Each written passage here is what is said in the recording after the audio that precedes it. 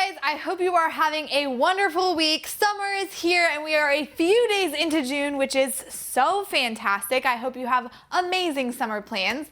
Also, another thing going on during this month of June is Pride Month. If you're unaware, Pride Month is a month dedicated to celebrating the LGBT community. So there's all kinds of celebration going on for Pride Month, and that manifests itself in all different types of ways. And the church kind of finds itself in a funny spot in all of this. So why is that? Well, on the one hand, the church recognizes that it's a very good thing to celebrate who you are, your identity, to own that and to celebrate that with gusto and with joy, because we understand our identity to come from God and to reflect His infinite goodness and beauty. At the same time, however, when we remove our identities from God and don't allow our identity to lie in knowing that we are His beloved son or daughter, we lose some aspect of the good that He has created us for. And we start to live in ways that are not going to draw us closer to Him, but instead are going to draw us further away from Him.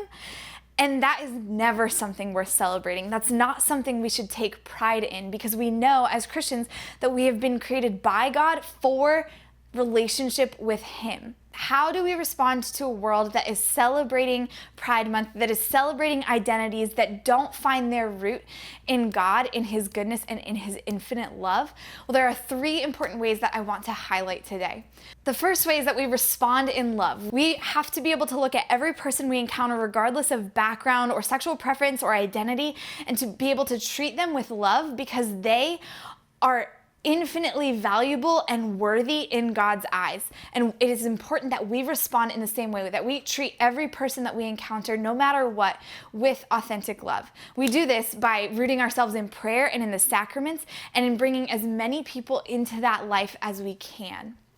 The second way that we can respond to Pride Month is by celebrating our identities, by celebrating the truth of who we are and who God has created us to be as His beloved children. We reflect the infinite love of God. That's amazing. So it's important that we celebrate that, and in celebrating that, we'll hopefully be a light to the world that so often reduces identity to something less than what God has made us for. And the third way we can respond to Pride Month as Christians is by challenging others to live according to their identities as God's beloved sons and daughters as well.